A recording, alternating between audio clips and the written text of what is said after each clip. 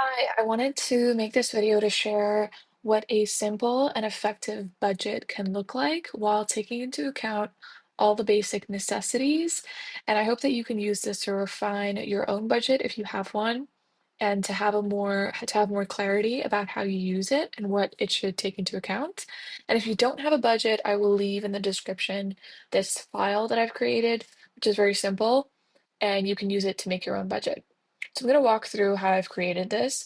Since in the United States, I'm familiar with the pay cycle of a semi-monthly pay cycle. So what I've done is created a semi-monthly column where we can record our expenses in the same format that perhaps an income recorder does so, with income coming in semi-monthly on a semi-monthly cadence. And for the monthly column here, it's useful to calculate these expenses by month as well as annually to have a bird's eye view of the entire year. So the monthly column, it multiplies the semi-monthly column by 2. And the way I've done the annual column is by multiplying the semi-monthly column by 26, because generally there are 52 weeks in a year. So for semi-monthly, I've multiplied by 26. Now to take into account, I've also, to note, grayed out the monthly and annual columns because they're going to autofill as we input values here. So what I have done is hid those so that we can focus on the semi-monthly cadence here. So to move over to the categories to take into account, we are looking at the basic categories to keep you safe, to be able to continue with vocation, whether that is education or work, as well as to be socially healthy and physically healthy by taking into account healthcare and health-related costs, as well as keeping your future self financially healthy by taking into account savings and investments. So I really like that this budget takes into account, all needs in a very holistic way. And of course, the reason for creating the budget is because these numbers are going to look different for everybody. But by taking these into account, by highlighting these categories, we make sure that we are addressing each of these categories. So the first one I have is housing. That could be rent or mortgage, depending on your situation. The next is utilities. This means everything that goes into making the house functioning for you. That includes Wi-Fi, electric, water, heat, cooling. That for me comes under shelter. There's also home care, which is cleaning, replenishments like toiletries, as well as furniture. When things break down in the house, you may need to replace them. So that is all to do with the shelter category, as well as clothing, which I feel like is another aspect of shelter. You need adequate clothing given different weather climates and things like that. So I think clothing is necessary um, for more than just what we might think. So I think it's an important category to consider. It's a form of keeping us safe and also getting to and from work, etc. So I think that's an important category to consider. Next is food. Um, I just put in food as a general one, but I can definitely see a lot of people including subsets, whether that's groceries or dining out. So there's a lot of things that can come under food, so feel free to break it out. For this purpose, I have just left it as food, but know that there's a lot of formats in which it can arise. Transport. This is additionally quite important because transport allows us to go to and from home and our place of work, or home and our place of vocation or education, which is extremely important for our livelihood, to that point about taking into account everything that's needed for holistic health. So I think of transport as enabling livelihood. The transport that you need, whether it's public transport or car, gas, that would all come under transport. Next is social. Since we're all humans talking on this channel, I think the social aspect is important. That includes family, that includes friends, that includes all of the social life, social health, social responsibilities, whether it's gifts that you may need to provide, any kind of social obligations.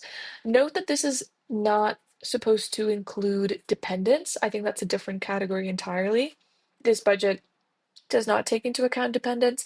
Dependents are people that would depend on you to enable their own lifestyle financially. So that means that if you had to spend on somebody else's transport or social or healthcare in a consistent manner, then that secondary person, would be considered a dependent. But this is a budget created for the primary um, single person here, which engages normally in society in a social setting. So the social budget here is not different from a dependent budget, which would be a separate category. Next is health and healthcare. This includes healthcare costs. This includes health insurance, any payments related to that. Savings. This is what I would call anything that goes into an emergency fund, anything that you're saving up for, whether that's an upcoming purchase, that goes in your savings category. And note that this is not necessarily an expense, but it's something that leaves your income. So you're categorizing it as an expense. Maybe it'll be expensed later, but in the sense of a budget, you're not spending it right now. That's why it's featured in the budget. And then there's investments. This is a little bit different from savings because the intention of the investments is to be able to put this money aside and to allow it to grow into something bigger than it actually is. So, for example, this 10 bucket that we have here for investments, that is intended to be a contribution towards a larger investment pool, and that investment pool is intended to be set aside to grow. And then there's personal care. This includes everything that you might want for grooming, etc. I think that's fairly self-explanatory, but anything that's to do with personal care, personal hygiene, etc. And then there's travel, which I've put under additional, which might be controversial for some people. But I think in this day and age, travel has become a rite of passage for people that make their own money and want to spend it a certain way, and I totally respect that. But I do recognize that travel is not necessarily the norm for a lot of people. Um, Travel is still a luxury. It is becoming more and more affordable as we go on, but not necessarily needed for somebody who may be living in the place that they want to live, living where they have all the people that they need to interact with. So travel, it's certainly applicable to me where my parents are living in a different country. So things like that they creep into the necessity zone, what, some people might consider basic. But for this purpose, I'm just leaving it in additional. Not to say that it's less important, just the explanation for why it's a separate category. And then the totals section. I think totals are really important. The reason for this is because there are a lot of things that can be revealed from calculating totals in a certain way. So, for example, there's a total category that is just total flat. That means every single thing that is in the budget. That includes pre-tax expenses, which I didn't mention, but this just means like sometimes before you pay taxes, you're able to contribute certain things to certain categories. For example, you might be able to contribute pre-tax to your transport budget. You might be able to contribute pre-tax to your healthcare or health insurance, which gets cut from your income before you spend it. Sorry, before you pay taxes. So in that case, whatever categories are taken into account into the pre-tax expense, you would then adjust the following brackets accordingly. So that's just to address that top bar. Back to the totals. Totals would include everything, pre-tax expenses, as well as savings, as well as everything. Then we have totals X housing. Some people like to calculate how much did they spend minus rent or their mortgage payments. That to them indicates more discretionary or non-negotiable spending, depending on whatever you consider as being fixed spending. Some people like to calculate total expenditure post-tax. So in this example, this would be everything that we have listed here. Let me make that adjustment. Whoop. I think you see where this is going.